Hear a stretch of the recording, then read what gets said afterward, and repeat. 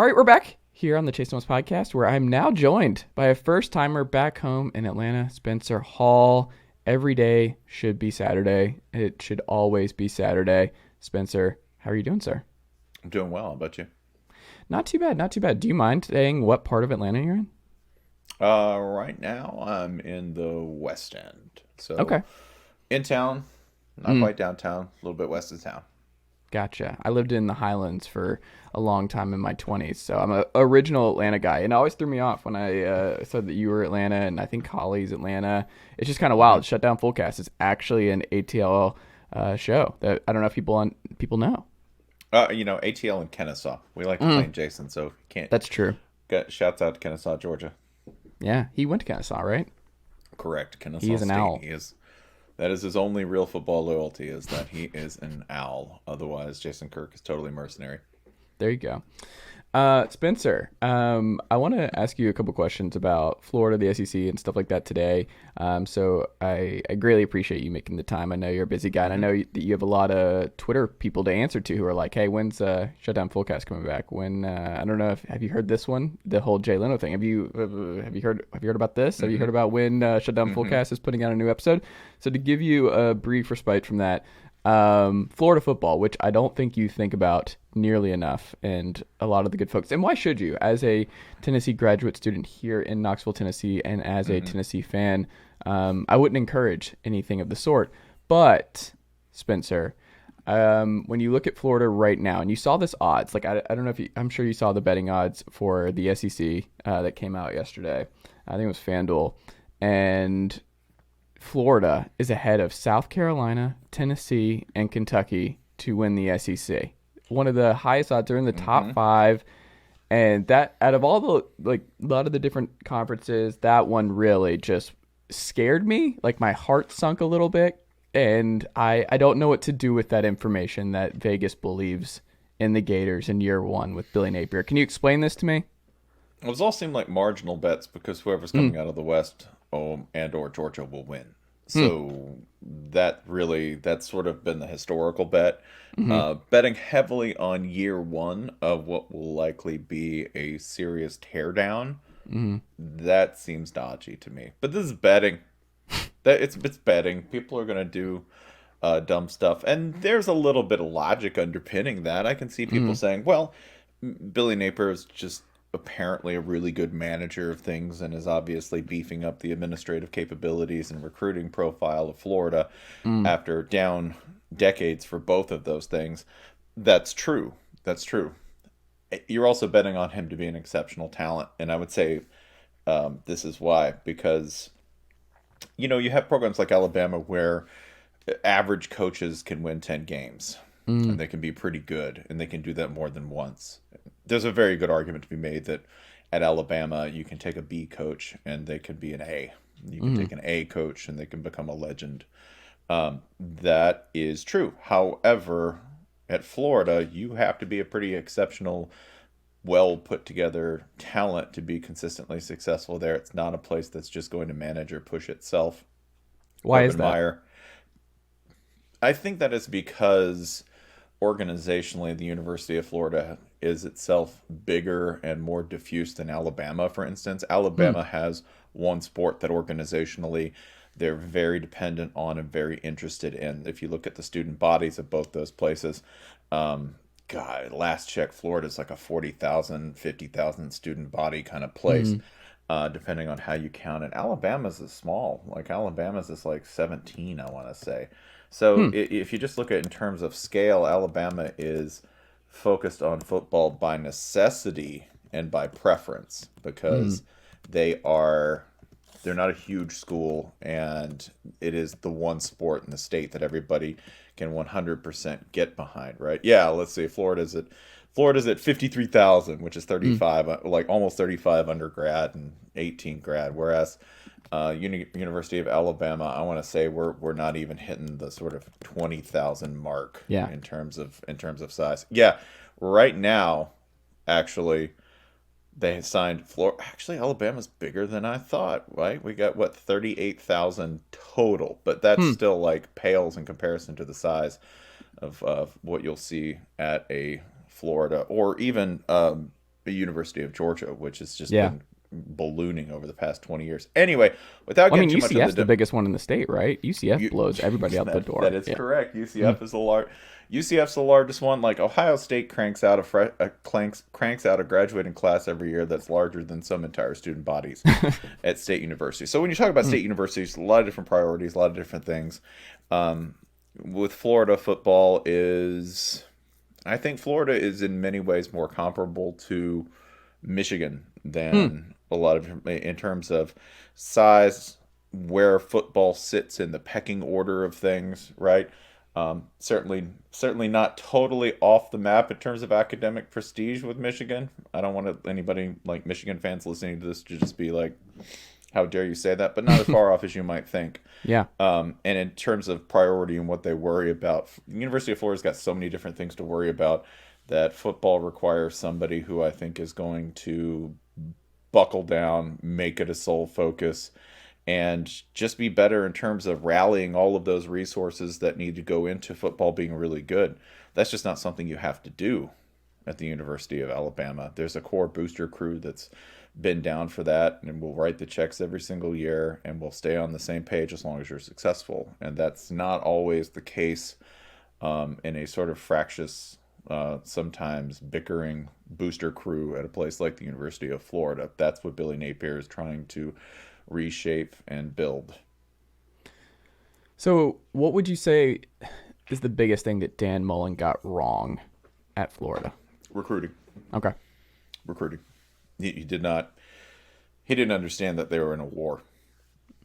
He really didn't, and I don't think he wanted to worry about it. I think, and that's not a judgment. That's just the one thing he got wrong guessed in his time there, that he Yeah. did not believe that he did not believe recruiting was something that coaching couldn't overcome. And ultimately that led to his downfall because the roster itself wasn't deep enough to stay on Georgia's bumper.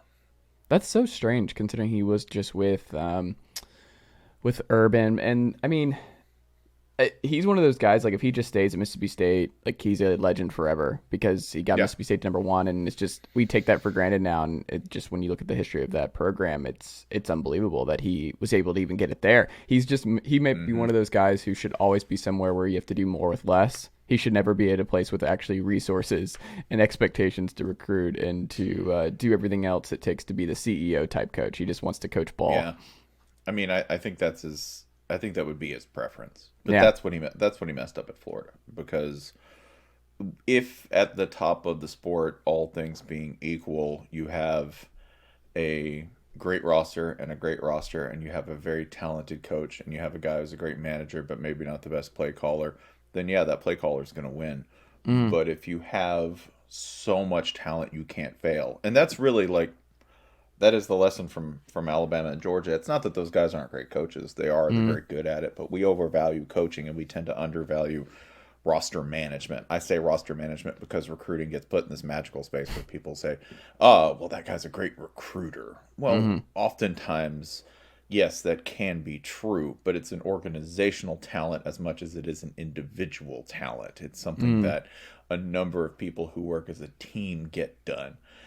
In order to get someone to go to the university. And that's before we consider the overall university value itself. There are some people who really do commit to the experience and say, yeah, I want that degree. That does happen from time to time. More often than not, though, I think with players, it's, can I get to the league? And, that's a perfectly legitimate concern. That's why Alabama has one of the best sort of rolling balls of momentum in all of recruiting, and now Georgia does too, which is if you come here, the percentage chance of you getting drafted is markedly higher than in other places. Yeah. Also Tennessee. I feel like you missed Tennessee and what they're doing there. No, didn't miss it. Okay. Nope. Although I will say Tennessee is easily the most entertaining team to watch. There you go. In the SEC East by far.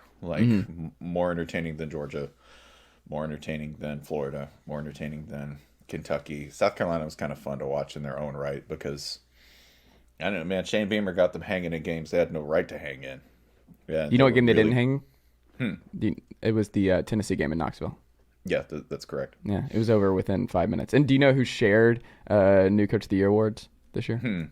It was the Spurrier Award that you're Yeah. quite familiar with. Shane Beamer and Josh Heupel Well, were look at that. co-winners.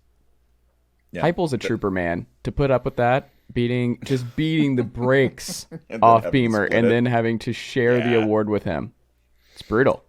There were only two teams that I can for sure say were way better at the end of the year than they were at the beginning of the year Okay, in the SEC or across college football? in the SEC. Okay. And both of those were in the SEC East, and it was South Carolina, and it was Tennessee, like by far. And Tennessee, like in terms of improvement, overall sort of team ethos and how they hung together, they looked awesome. Like they were fun.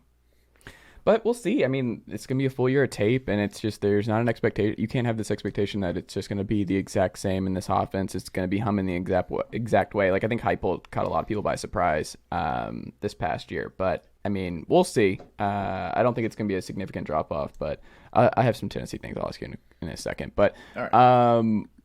when you look at Ant, so Richardson's going to be the guy. Jack Miller did not have a good spring game. It looks like it's going to be Richardson. The fans want Richardson, local Gainesville kid. Unleash AR-15 is like based on what you've seen and based on what you think Billy Napier is going to run. You think about Levi Lewis and you think about what was happening there and what he was doing at Louisiana. Is he the guy? Like, do you think this is finally going to solve the explosive, fun quarterback that Florida fans have been wanting for years now? I think he'll kind of get there. I don't think, I think with an entire season as the ostensible starter, we're looking at something that could get close to that. I don't want to put too much. I don't think anyone should put too much pressure on it for that because Florida right now is lacking, just depth wise, is lacking at so many points that expecting production out of a quarterback is often unfair. His production is dependent on 10 other people minimum. And that's if you don't have a deep offensive line rotation or back and receiver rotation. So, yeah, I think he can be productive. I think he can be really good. But this is going to be, I think, a glossier rebuilding year and not a year where you see a team where you go, yeah, that's a contender. No. I think this is, probably an 8-4 team that's going to make some serious mistakes and hit some very large and loud bumps in the road, especially when they face a team that is on, year 3, 4, and 5 of a longer and more successful rebuilding project. Like when you play best stress test right now in the SEC East is to play Kentucky. You know what Kentucky's going to do. Yeah. They're going to be really good at it, and they're strong as hell. And if they are one of those great scoreboard immune teams to me, that's how you know like Mark Stoops has done a great job. Yeah. Because if you're playing them and you're up 30-7, it's gonna suck. And the Georgia game where they just didn't stop. Like you knew the game was over, but they didn't know for some reason. No, they didn't know. And by the way, like the best adjustments anyone made up until Alabama, the best adjustments anyone made against Georgia was Kentucky. It's just they don't have the same dudes. Like you can make adjustments and you can call the right plays and they're all there, and it just didn't matter because you go, oh, that's a really smart thing. Like you're doing levels on a rollout and like this is good. And Nakobe Dean just blows the whole thing up. You go, yeah, you're like, you were in the right place, and then that guy was in the right place, and he brought a friend, right? So Kentucky is great because, yeah, if it's 14-13, that's going to suck for you because they love tight games. And if it's 30-7, it's still going to suck for you because they just like to beat people up. I have, and like, I'm not alone. I think everybody has immense respect for them. That sounds cliched, but I think everybody knows that if you want to find out what you're good at or what you're bad at, that's the team. Yeah. You just don't think, you're not worried to the extent that you're like, oh, this is a dark horse. Like, they're never winning the East with Bob Stoops. And it's like, that's not even an indictment on Stoops. It's like, you've done a great job, and he should be the coach as long as he wants to be the coach there. That's a really, really tough job. But the way they play, like, it's just, you're not running the gauntlet. Like, and when you look at the history, it's funny with Tennessee, or with Kentucky and South Carolina, when you look at the rivalry history, with those two schools compared to Florida, Tennessee, and Georgia. It's like, by and large, parity is not a part of this. So when people put Kentucky ahead or South Carolina ahead of a Florida or a Tennessee, I'm like, even the down years, it doesn't matter. Like, just Florida just lost to Kentucky for the first. Like, there were down years in that beating of the Kentucky Wildcats for years and decades and decades, and it's like, no, there were some blips and some bad Florida years there. There were some bad Tennessee years where they still beat Kentucky every year. It took Jarrett Garantano in the 2020 year just continually airmailing interceptions and getting pulled, and then probably JT Stroud goes in and throws an interception on his first pass. That was one of the craziest games I've been in there. Like, just there was no one there for 2020, and then just there being no one there, and then Jarrett Garantano still getting heavily booed in it was just so weird. What a weird football experience. But who are the best returning quarterbacks in the SEC East? The best returning, I think it's still Stetson one. I think people just discount him a little bit too much. I think Stetson. Yeah, or they just don't want to. Like, I'm kind of in that don't want to talk about him thing. Yes, because I'm like, yeah, he's fine. He's fine, but the production's there with him and Monken. Where I'm like, the production's there. I think Hendon's two. It's Will Levis. It's not Will Levis. It's Will Levis is 3. Heupel or 3. Okay, I guess yeah. Because who else is there? There's the Seals at Vanderbilt. Anthony Richardson is to me unproven. Like, yeah, Richardson's unproven. But I would bet on Richardson over Rattler. Like, that's the thing is people who. I think by far, yeah. Okay, we're on the same page there. Decision making, I know what's probably going to happen with Anthony Richardson is they're probably going to say 1, maybe 2, and if you don't have 2, take off. Yeah, like that's done. Rattler. I think Rattler's ambitions seem a little higher, and when your ambitions get higher, your decision making can sometimes be. I like the term speculative. I think it's time it's time we involve a lot more good British sports lingo, and I adore the way British sports announcers gently soft pedal something to let you know that they think that it's crazy.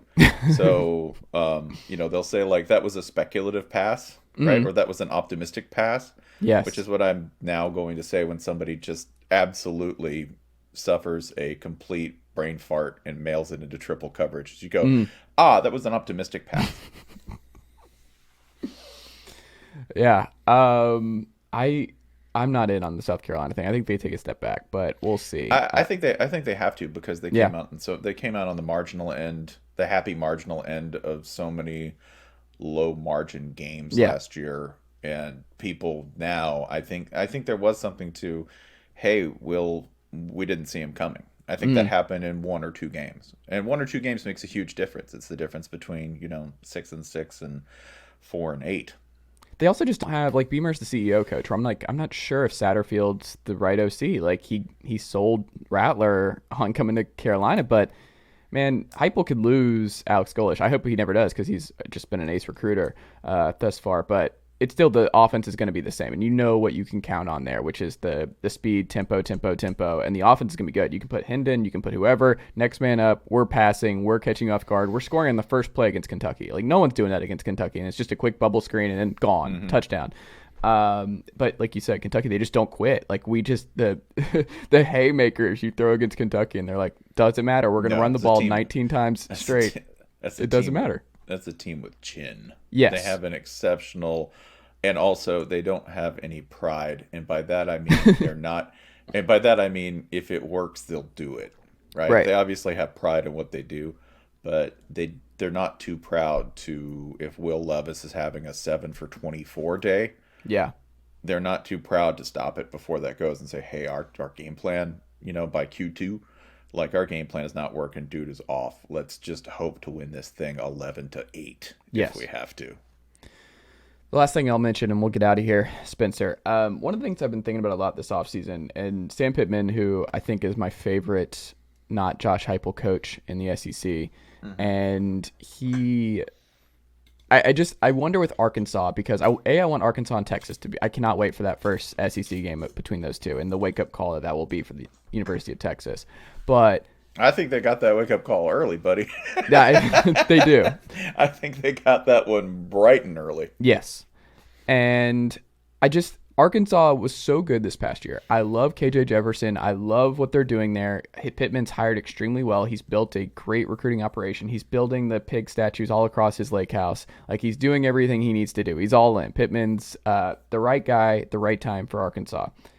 That being said, being in the West just seems cruel because it's going to cloud what Arkansas is building. And it's like, I think there's a case to be made. If you throw Arkansas in the Big 12 last year, they're a playoff team. Like, they could be in the college football playoff. I think they're better than Baylor and Oklahoma State in the Big 12 playoff game. I think they're better than Wake Forest and Pitt, who played in the ACC title game.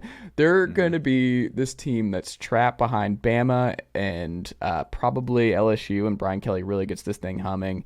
And and A&M, obviously. Like, they're kind of trapped. And I just feel bad for Arkansas because they cannot get at, like, they're in a just untenable spot, and I want them out of the SEC. I want to trade them for somebody else, trade them for Georgia Tech or whoever, but like, Arkansas deserves to be out of this conference because I think they're going to be the best team over the next 5 years that will never have a shot at making the college football playoff. That it kind of is a bummer. I feel bad for Arkansas fans, which is that are you in the same wavelength there? I'm not, because I think it's I think one really instructive thing for me about taking up F1 over the last couple of years. Everyone's taking this up, by the way. Everyone's in on F1 now. Yeah. And I'm not exactly like a noob when it comes to F1, but in terms of the intensity, it really sort of kicked it up. The race for third can be fascinating. The race for fifth can be fascinating. And a lot of these teams and a lot of people who are fans of these teams, they're very realistic. They understand that, I don't think everybody's on a 3-year schedule, and I don't think everybody expects to win championships. This is a sport with a lot of data and a very long data set. There's not much to suggest that Arkansas could compete for national titles, much less SEC titles. In fact, there's very little to suggest that they can compete for SEC titles. It's happened, but it's pretty rare. I don't think most Arkansas fans are unrealistic. I don't think they expect to win these titles. But if they win 8 games... But I think they could if you moved them to the Big 12. I think you really could. You could change your expectations. I agree. That's fiction. I can, that's speculative, right? That's optimistic, right? I think they could sweep back into the Big 12 if they wanted to, but that's not what they would do. And that's not really what, like, for the financial health of the program, that wouldn't be the thing to do either. It's way more lucrative being a 4th place team in the SEC than it is being a 1st place team in the Big 12 if you're not Texas. And Texas has its own money anyway. It comes from a lot of different revenue streams. In Arkansas's case, I think most fans have a very realistic understanding of where they stand. I don't think the unreality has kicked in. It would, to me, be a great thing for Arkansas to, say, win an SEC title. It would. It would be fantastic. I also think it would be potentially damning for Sam Pittman's long-term career there at Arkansas, because they might think it's about the program and not them. Now, I don't know if they would be right, but the idea that you wouldn't need somebody like that for that program is still fresh, but success has a way of spoiling everything. And, I say that as a Florida fan. You can go from penthouse to outhouse real fast. It can happen very quickly. And your definition of outhouse can even be kind of a luxury, because, I say that we've had a bad time. We weren't Arkansas. Yeah, we didn't have a John L. Smith year. We just had, sort of a series of 7-win frustrations, 9. If you can say 9-win frustrations, that's what we're talking about. So success can spoil things. I think right now things for Arkansas are really, really cheery and sunny. I hope they stay that way, but things change fast. We'll end here. Quick question: does Florida lose to Tennessee finally in 2022? Is this it? Does Tennessee get over the hump finally? Entirely possible, because the way y'all play comes down to a couple of fast breaks. Yeah. That's, if you bust a play here, pop a play there, like, you make a couple of mistakes, because the most entertaining part about the way Tennessee plays ball is that it could be a 42-38 game. Yeah. And the most frustrating way is that it will probably be a 42-38 game. You just don't know what way it's going to go, right? Yeah. It's a roller coaster ride that nobody has inspected for decades on end. So it's going to be exciting. You just don't know in what direction. right Go now, Vols. obviously. So yeah, which like for the neutral observer, Yeah. which is most of the time me, I'd much rather watch a Tennessee game, right? Like Hendon Hooker. Hendon Hooker's a blast to I watch. Like, lost 7 years of my life in the Purdue game. Like, yeah, I told my fiance, I was like, I cannot believe I'm this mad for the rest of the day because of a exhibition game and the fact that we got in and was not called in. And I'm gonna be mad for a while. I'm just gonna be mad at this entire situation. But that's like gonna be every Tennessee game with Heupel. It's like it's gonna come down to these crazy last moments because it's going to yeah, be a back and forth, just haymaker. I mean, Alabama, we had Alabama on the ropes through the third quarter. Like, yeah. Alabama could not do anything for Cedric Tillman. They had nothing Nope. for him downfield. I don't No, know. and Like, and Hooker's a and delight, like you said. yeah, no, and they're fun. Like I Yes. would, if I were a Tennessee fan, I have no advice other than enjoy what you are, Yeah. right? Like maybe don't look forward to what you will be. Mm. Like enjoy what you are, which this is right now a very entertaining team, and that's really all I want out of my Saturdays. Yeah. Period. That and for Very Florida, different than the Pruitt era, I will say. very different than the Pruitt. Like Pruitt era was just constant misfiring. Like they to me felt like a different part fell off every time they almost got the machine ready. Hmm. Defense looked good. Okay, all of a sudden can't cover this, right? Yeah. Offense falls apart. Offense gets good. Defense falls apart. Blow things on special teams. Like they just never. Yeah. I appreciate this about this Tennessee team. I Mm. don't think they worry about what they're not good at. Yes. I don't. Like, Yeah. I think the Pruitt thing was, hey, we'll be a process. And this sometimes happens with these, like, super process oriented managerial guys, as they say, well, we got to be a seven at everything. We Mm. got to be this good at everything. And thus far, like, I haven't seen that with Heupel. That Heupel's been like, yeah, we're real good at this, and we Mm. suck at this, and we're not going to worry about the thing we suck at all. That's just going to suck. Like, we're just going to. Like, it's like, hey, we made this car. This car's real fast. It Yeah. has no brakes whatsoever. Guess what Yeah. we're going to do? We're going to learn to drift. Like, that's it. We're not going to worry about the brakes too much. Third down stops, who cares? We do not care. One time it will go our way and we'll see what happens. But I mean, if you don't have a pass rush or the corners to back it up, that's your choice. That is. Spencer, what can the good folks check out from you? You have a new newsletter. What do we call it? It's not really a newsletter. It's a website subscription site. Website, subscription site, yeah. etc. That is Channel 6. You Yep. can find that in my Twitter bio at ADSBS. Do that with my partner, Holly Anderson. Also, let's see, the Fullcast is coming back soon. I will provide everyone news with that when I have it. I am doing digital stuff, including I'm usually on Debatable for ESPN on Mondays at noon 30 with Pablo Torre and Dominique Foxworth. I am also an F1 correspondent now. I don't know. I did that for the Miami GP. That was extremely fun, even though I got sunburned. And what else? I'm sure I'm forgetting. Oh, and yes, this fall coming back. Thinking Out Loud. Yes. Richard Johnson on the SEC So it is coming Network. back. Good. Well, yeah, that's not official, but like Okay. probably be doing that again. Very good. Well, this is cool. It's been great having you on this podcast, seeing you, Spencer. It's going to be weird seeing this after the fact because I'm like you'll be on my TV in the falls like for that while I'm working around the house. But now you're actually on my show, which is very cool. So, Spencer, I know you're a busy guy, and I wish you all the success in the world. And thank you so much for making the time. Hey, likewise. Thank you.